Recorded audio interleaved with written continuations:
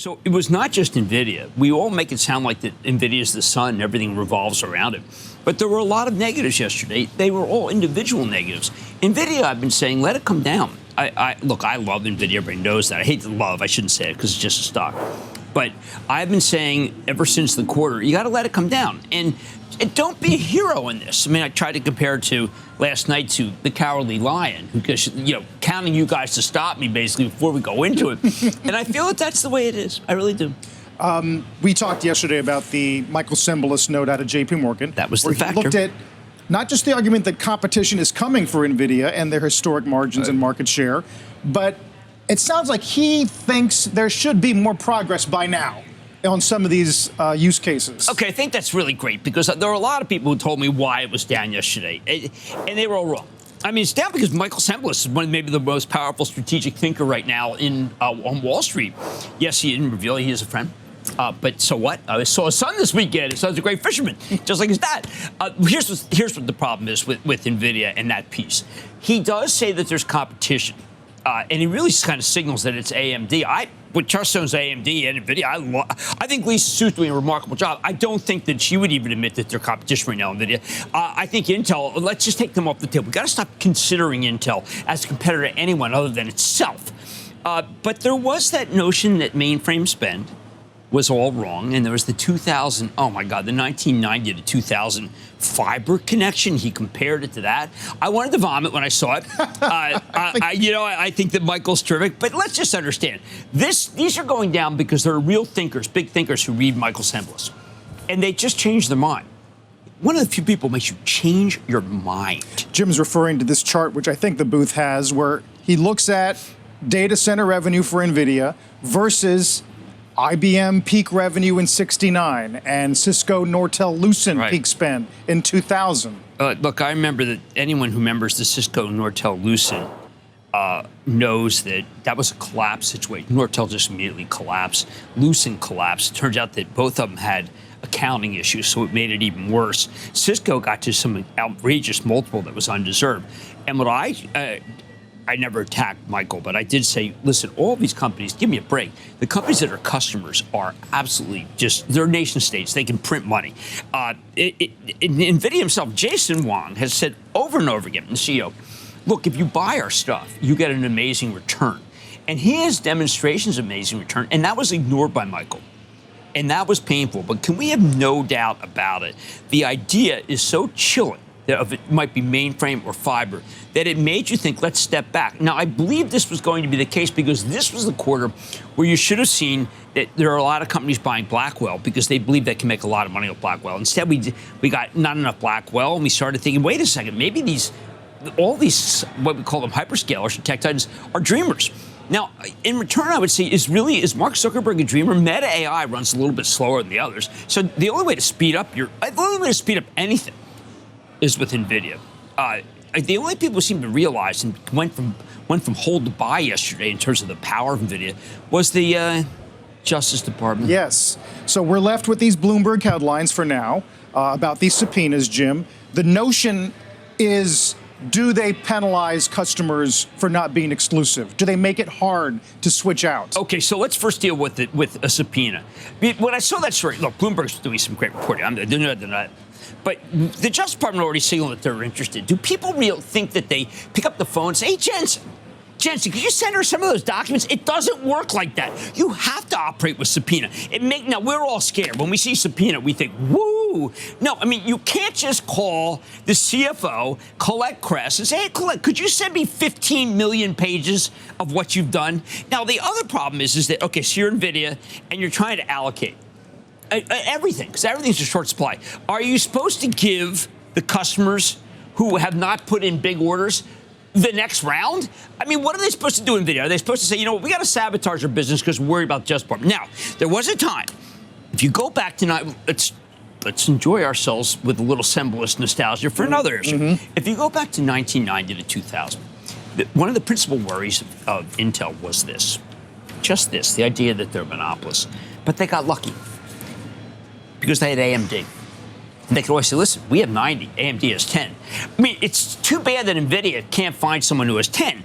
I actually felt that the cure for any antitrust is that is that Lisa Su, AMD, picks up and does it again and gets NVIDIA out the way that they're able to bail Intel out from the investigation.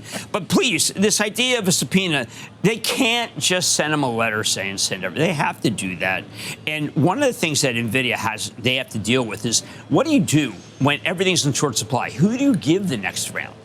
Do you go after your big customers, or do you give things to your small customers? Which is, like, if that's what they want, that's the equivalent of, like, it's almost like socialism of orders. So you think they have ready answers for whatever DOJ has questions? This statement I love the quick statement that NVIDIA said, which is, look, we worked really hard, and we have this position. Now, we know from Google to find them as a monopolist, and by the way, anybody's a monopolist, it's how they abuse the monopoly. And remember, we have to go back to why this all happened. It was Standard Oil at 100% of the market, and every time someone new opened up, they came in and directly underpriced them, and that wiped out that competitor. That is not happening here. They don't have any competitors. So the question is, what do you do if you're the Justice Department and you go after a company that has no competitors? But they seem to think that it doesn't matter. Like, Apple's really great, so maybe we should look at that. I mean, that seems like, is that really the point? I mean, Jonathan Cantor, he has to deal with why Intel didn't do great AI chips. It was not because this company, NVIDIA, is a monopolist in behavior. Google, they claim, was a monopolist in behavior, and they won in court. Right. This is a much tougher case.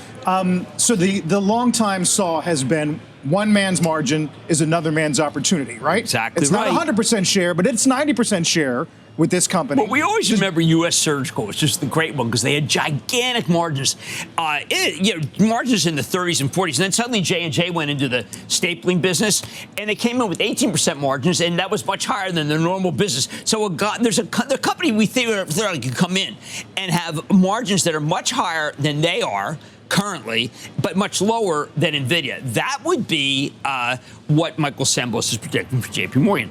Find me that competitor. I think if we had Lisa Su on here right now, as great as she is, and I think that AMD is fabulous, I think she would admit, listen, we're not where we have to be, and NVIDIA is, particularly with training. Now, Michael said they have to lean on inference, because they've done a lot of training. Training doesn't make you any money, inference makes you money. But that's not the case with NVIDIA and the customers. They're spending more money and time on training because they want to win in terms of data. The Mark Benioff data analysis. Right. So I think that I know I take my life in my own hands when I disagree with Michael. But I felt that his piece was incredibly powerful and really got people scared. Well, you mentioned AMD. You saw it in the green today. There is a story on the wire that they are hiring AMD, a former VP of AI initiatives for NVIDIA. That was a coup. Look, let's understand, these companies are competitors. I mean, maybe more competitive than people realize. AMD doesn't have the horses yet. AMD had to buy all those engineers in that deal they made with a private company 2 weeks ago. But I think that AMD is doing great, or else we wouldn't own it for the Charitable Trust. But is it great enough? Yes, when it comes to personal computing and servers. People have to realize those are good businesses. And Intel, I mean, look, I have said enough negative about Pat Gelsinger, so why not say more? Well, I think that he gave a fireside chat last week, which was incomprehensible. But it's not just Intel. UBS today cuts ASML.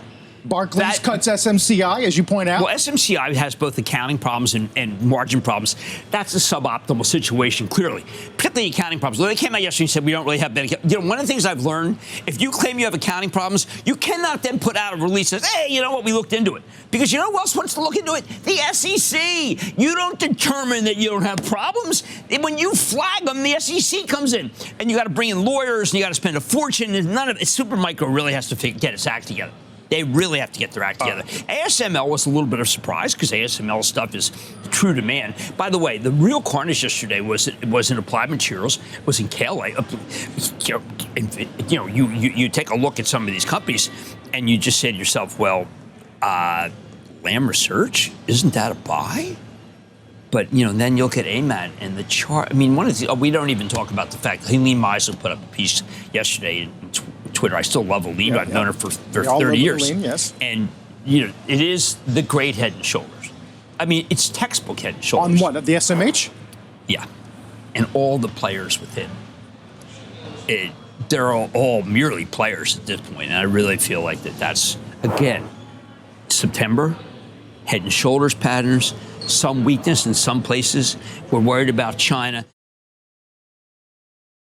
All right, I hope you're all having a great day today. I want to talk about NVIDIA, what I'm seeing on the chart, and I want to address the subpoena situation. Really quick, though, I want to give an update on the Tesla swing trade that I made a video about this past Monday. I laid out for you in painstaking detail why I thought the rally in Tesla was going to start in the very near future, and this thumbnail you're looking at is not clickbait, because in the video I explained that I'm trading shares of TSLL, which is a 2x leveraged Tesla ETF, and if Tesla retests its relative high of $271, then TSLL should retest its relative high as well, and that would be a gain of 75% from last Friday's closing price. Anyway, the very next day after I posted that video, the market sold off heavily and way down on Tesla. In the first video I posted yesterday, the one with Tom Lee in it, I told you I still like the overall setup in Tesla, and we just needed the rest of the market to calm down so that Tesla could rally. And now today, at the time of this recording, Tesla is up about 5% on the day, and TSLL is up nearly 10% today. I'm very excited about this trade, and I think there is more upside ahead between now and October 10th, as long as the market remains calm, and as long as there is not another delay of the robotaxi event. I'm not saying the stock will go straight up. We could run into some turbulence in the days ahead, but overall, between now and October 10th, I think Tesla still has a decent amount of upside. So check out that video after you watch this one if you want all the details on this trade setup.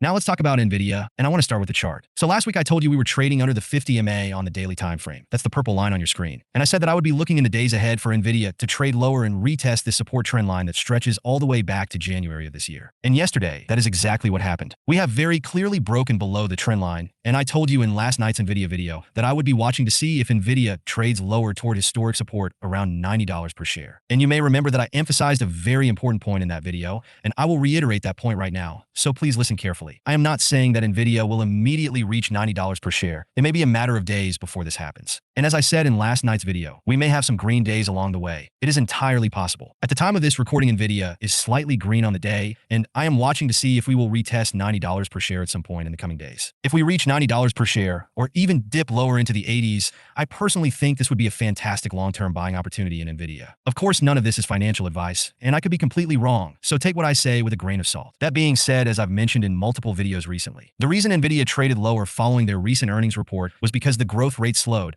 but the deceleration of the growth rate all comes down to the delay in Blackwell. The street was expecting Q3 guidance of $31.77 billion, and NVIDIA guided for $32.5 billion. NVIDIA expects $3 billion in revenue from Blackwell, and the first quarter that it ships in Blackwell is delayed by about 3 months. So if Blackwell had not been delayed by 3 months, then NVIDIA would have guided Q3 revenue higher by about $3 billion, and therefore the growth rate of NVIDIA would still be accelerating. This is very important because it means that we could see the growth rate of NVIDIA reaccelerate at some point in the future once Blackwell is shipping in volume. With this in mind, and considering that NVIDIA is a cash flow machine, I think a dip to $90 per share would be a great long-term buying opportunity in NVIDIA. The fundamentals of this company are very strong. Now let me briefly address the subpoena situation. At this point, the DOJ is simply conducting an investigation. According to Bloomberg, officials are concerned that NVIDIA is making it harder to switch to other suppliers and penalizing buyers that do not exclusively use its artificial intelligence chips. The DOJ had previously delivered questionnaires and has now sent legally binding requests to NVIDIA. So right now, the DOJ is simply investigating. This does not mean that there is any problem. It just means that they are looking into the situation and gathering information. Now, it is true that NVIDIA does have a big lead when it comes to AI chips. They are very much ahead of their competition. At the same time, NVIDIA has been in business for over 30 years, and so of course they are going to be miles ahead of startups that are trying to design chips that rival NVIDIA's. And as long as NVIDIA isn't doing anything to intentionally keep their competition out of the marketplace, then I don't expect much of anything to come from this antitrust investigation. Of course, I don't know what the future holds, and I don't know all of the details, but I have a feeling that this is a short-term scare that will likely be unimportant in the grand scheme of NVIDIA's long-term future. At least that's how I see it. With all of that being said, I hope you're all having a great day and staying calm in this market. And I'm curious to hear your thoughts in the comments below. Please leave a like on this video so more people will see it. And while you're down there, please consider subscribing. It's free, and you can always change your mind. Thanks for watching, and hopefully I'll see you in the next video.